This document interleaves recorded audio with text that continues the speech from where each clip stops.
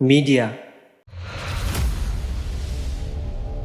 বিতর্ক হয়ে যাচ্ছে। এখানে সেখানে যাওয়া বর্তমানে বাংলাদেশের মাথা ব্যথার অন্যতম কারণ হচ্ছে এরা শাক দিয়ে মাছ ঢাকতে এবং সমাজে অশ্লীলতা ও বেহায়াপনা ছড়ানোর জন্য মুখ্য ভূমিকা পালন করছে এই আজকের মিডিয়া। আমি সজীব, আপনারা দেখছেন এক্সিকিউটিভের নতুন আরও একটি ভিডিও।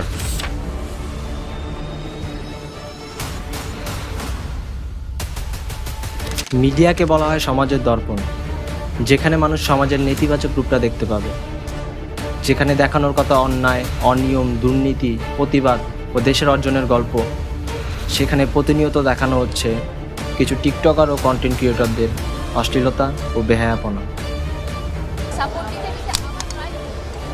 ডিভোর্স হয়ে গেছে, রিলেশনশিপ ছিল, বিয়ের আগে পরকীয়া। নাচন কদমটা কোথায় শিখলেন? বাসায় একাই নিজে নিজে। মামুনকে আপনি ছোট ভাই না বানায় ডাইরেক্ট বয়ফ্রেন্ড এবং জামাই বানায় ফেলালেন কেন? সামান্য কিছু ভিউ ও রেটিংয়ের জন্য এসব থার্ড ক্লাস মানুষগুলোকে তারা বানিয়ে দিচ্ছে সেলিব্রিটি, যারা ট্রেন্ডিংয়ে এসেছে কোনো না কোনো নেগেটিভ কাজের মাধ্যমে।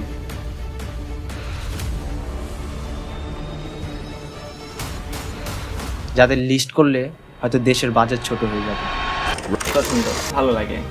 বিটিএসদের 7 জনের ফ্রেন্ডশিপ ভালো লাগে ওদের। আমি ভুয়া ডাক্তার না, আমি রিয়েল। তুমি মেট্রিক পাস, তুমি নীলক্ষেত থেকে অ্যাপ্রন আইডি কার্ড বানাইছো। মূলত বাংলাদেশের প্রতি সপ্তাহে সপ্তাহে কেউ না কেউ ট্রেন্ডিংয়ে চলে আসে, আর তাদের মধ্যে 99.99% ব্যক্তিই আসে নেগেটিভ কোনো বক্তব্য, লিঙ্ক অথবা বেহায়াপনা মাধ্যমে। আমরা যে মাটিতে আর এইসব ব্যক্তিদের নিয়েই শুরু হয়ে যায় বাংলাদেশের গণমাধ্যমগুলোর একাধিক পর্বের ইন্টারভিউ।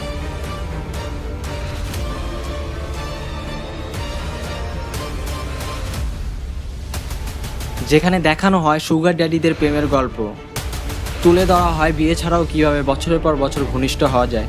এছাড়া দেখানো হয় 15-16 বছর একটি মেয়ের বয়ফ্রেন্ড থাকা স্বাভাবিক এবং তাকে নিয়ে যেখানে সেখানে যাওয়া যায়।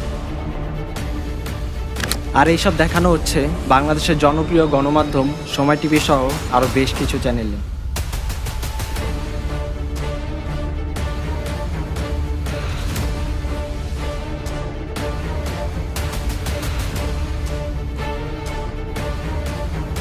এছাড়া ইউটিউবের কিছু থার্ড ক্লাস চ্যানেল রয়েছে, যেখানে সদ্য ভাইরাল হওয়া তরুণ তরুণীদের নিয়ে শুরু হয়ে যায় ইন্টারভিউ, যেখানে অপ্রাপ্ত বয়স্কদের প্রশ্ন করা হয় জীবনে ফার্স্ট কিস কবে ছিল, বিয়ে কবে করছো। তোমার জীবনের প্রথম কিস কবে ছিল? Inter first year. বিয়ে করছো কবে? এছাড়া ধাঁধার নামে আরও অশ্লীল সব নোংরা প্রশ্ন করা হয় এইসব চ্যানেলগুলোর ইন্টারভিউ। 2 হাত দিয়ে ধরে 2 পা ফাঁকা করে এমন ভাবে করে বইয়ের গয়না সহ নড়ে।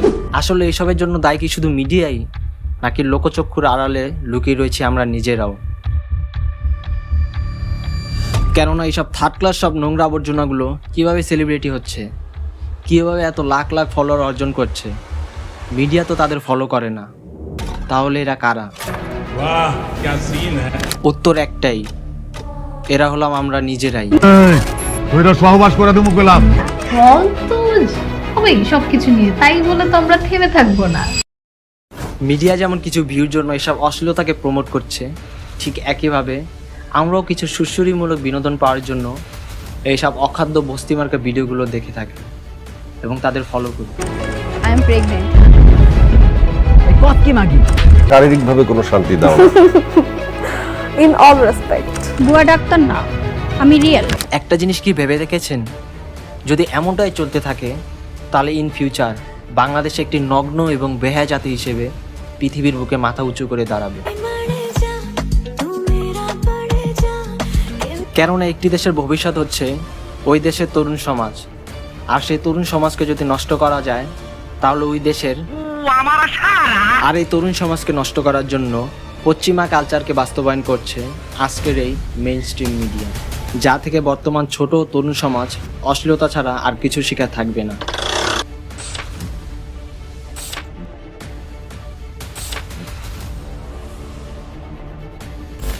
তাই আগামী প্রজন্মকে রক্ষা করার জন্য হলেও বয়কট করুন ওইসব চ্যানেল ও ব্যক্তিদের, যেভাবে করছি আমরা ওই দেশকে।